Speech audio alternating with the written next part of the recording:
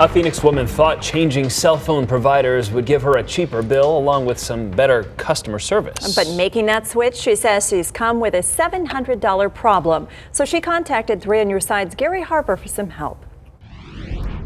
This 3 on Your Side viewer says after switching her cell phone provider, she started to think about it and realized she made a mistake. So she went back to her original cell phone provider, and she did that within the appropriate amount of time.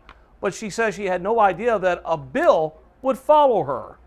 Like a lot of us, Diane Sprague says she can't think of life without a cell phone. Oh my God, it's important for everything, email, text, even games, Facebook. You use it for just about everything. I use it for everything. All my telephone contacts are in there. But back in October, while Diane was walking through the state fair, she came across a Sprint booth where a salesman convinced her to drop her current carrier and to sign up with Sprint. The deal, according to Diane, would provide new iPhones and a good phone plan. So you were getting better and improved phones. Right. And everything was going to be cheaper. Everything is supposed to be cheaper.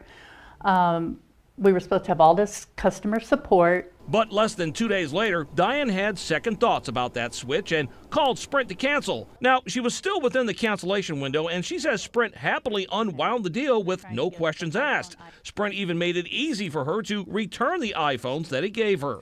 They sent us some boxes and told us to send them right back. And you sent the phones back. I've sent the phones right back. And there's no dispute over whether or not they got the phones. Right. They received the phones. They received the phones. So months later, Diane wants to know why in the world is she getting a Sprint bill for $705 and why is she being threatened to be sent to a collection agency? But every time she calls Sprint for answers, she doesn't get any. How do you feel about going to collections?